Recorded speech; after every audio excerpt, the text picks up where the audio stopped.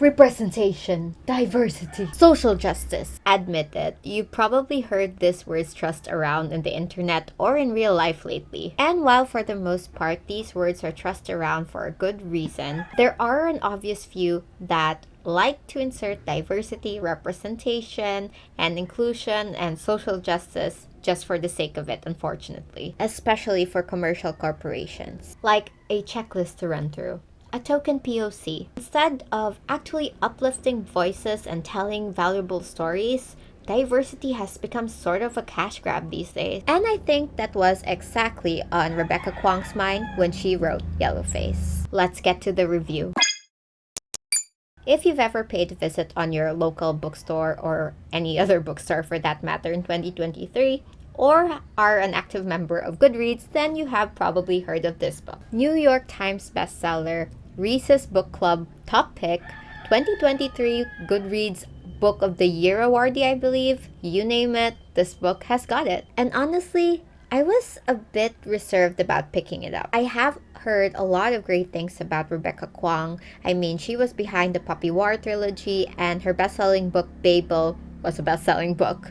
But to be honest, I never read any of those books, especially Babel, which initially piqued my interest, but then I decided that I didn't want to pick it up because a lot of people said it was a tedious and somewhat boring read. So naturally, I kind of had Yellowface at the bottom of my TBR list. But I think it was late last December of 2023 that I had extra cash. I was scouring through my TBR list and I came across this book, and it happened to be on sale in the bookshop, so I decided to pick it up. Now, I'm going to do something that I don't usually do when I do book reviews, which is give a summary of what I thought about the book at the very start of the video. Long story short, I really do believe that Yellowface is a very good book at the first half, and then it takes a nosedive at the second half. Does it deserve the hype? Absolutely.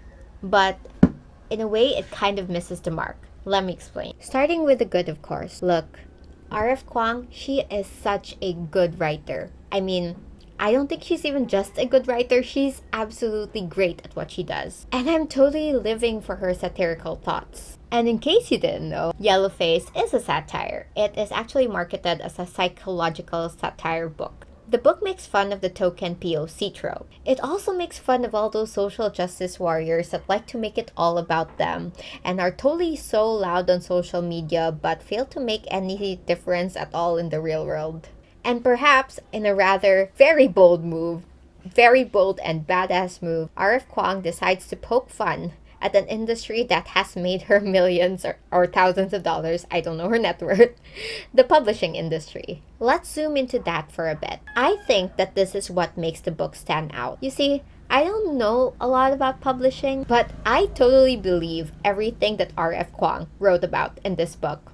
And I am convinced that the publishing industry is just as shady as Hollywood. There are cliques, politics, and marketing ploys that want you to pose as something you're not in order to gain the public's favor. And I just think all these themes are so cleverly explored in the book. Now, Yellowface is narrated by the point of view of June Hayward. Now, I have to say this next bit because it is actually essential to the story, but June happens to be a white, unsuccessful author who is living in the shadow of her friend Athena Liu. Now, Athena, on the other hand, she's the total opposite of June. Oh my gosh, I shouldn't have said that. Athena Liu is like the Asian Regina George. She's basically super popular, she's good looking, she gains the favor of the public, and she happens to be a very successful author and writing prodigy. And early on in the book, this is not a spoiler by the way, it's totally in the back of the book written there, Athena dies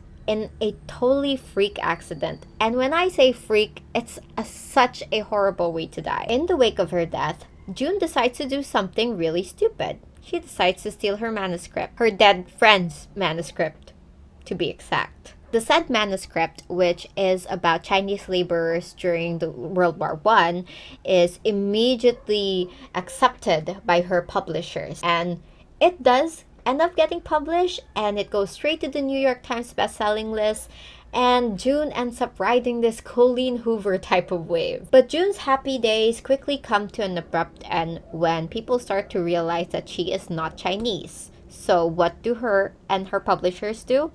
They decide to publish the book under a racially ambiguous name, Juniper Song, which kind of reminds me of our gender fluid king, Riley Sager. Now, this is the age of the internet. People eventually find out about you one way or another, especially when you become a best-selling author. So as you can probably tell, it doesn't go too well for June. And it gets worse when somebody claiming to be Athena's ghost actually knows that she stole her manuscript. Now, I'll leave it there because I don't really want to give out any major spoilers. And, despite my not so good comments, the ones that I'm about to give, I generally think that this is an okay book. And if you are totally curious, you might want to still pick it up. Now, let's recap the one thing that I really did love about this book. It is so bold of R.F. Kuang to diss the same industry that made her famous. It's such a mic drop moment. And another thing is that I really, really loved her writing. Her dark humor is definitely there. The writing is smart, it's witty, and you just hate every single character, even the dead girl. And as for Juniper, we totally hate her. I mean, we are supposed to hate her. I mean, like at the very start of the story, it is established that she is the villain of this book. And to be honest, she can be a little bit dumb, but I really did enjoy reading the book from her point of view. I never felt the frustration, because usually when I read this type of girl descends into madness type of trope, I really want to end up hurling the book to a wall or something. And let's address the elephant in the room. This book asked all the right questions, especially the question on everybody's mind.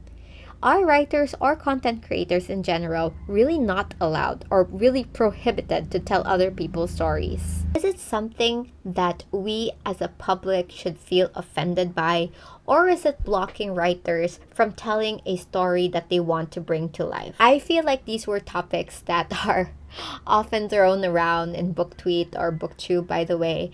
There was even a discourse about, the Seven Husbands of Evelyn Hugo. Obviously, Taylor Jenkins Reid is not a Cuban woman, so people were asking, what gave her the right to tell a story like that and earn profit from it? So yes, Yellowface does ask that question. It puts it right out there. And now let's talk about the things that I didn't really like about this book. I was invested up until 60 to 70% of the book, and it just, in my opinion, took a nosedive from there. And it's funny that I mentioned about BookTweet discourse, because I felt like the remaining half of the book just became some long Twitter thread. There was just so much detail about people in Twitter fighting June, and the plot and the whole story just focused on that so much. Now, I understand, especially since I just mentioned BookTweet, that Twitter is a big part of society. I myself have participated in Twitter discussions about a telco company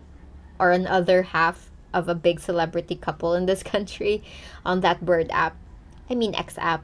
Once or twice in my life, maybe. But this is a book, not a Black Mirror episode. Please give me a story. If I wanted to read about online drama, I'd watch a BookTube channel explaining the Kate Corain drama to me. And I don't think it gets better as we reach the end. I do totally feel that it was so anticlimactic. I was literally asking myself, that's it? I didn't know how this book was going to end, and I was especially curious about it. However, I feel like R.F. Kuang didn't know how to end the book either, which is a waste, to be honest, because this is an otherwise very interesting, thought-provoking, funny, and almost suspenseful and thrilling book. But then I just don't think that the other half of the book had that same tension as the first half. So that all said, I'm giving Yellowface an underwhelming 3 out of 5 stars. I would still definitely recommend this book if you're curious about it. It's still somewhat fun and not a total waste of time. I can see people who like the whole woman going mad trope totally loving this book. And without a doubt, I can totally see why this book garnered so many awards.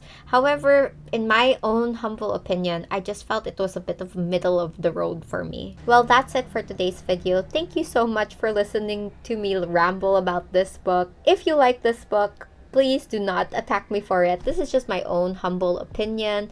You can let me know what you loved about it, what points do you disagree on. Let's just be friendly and civil in the comment. Thank you, and I'll see you on my next video. Bye!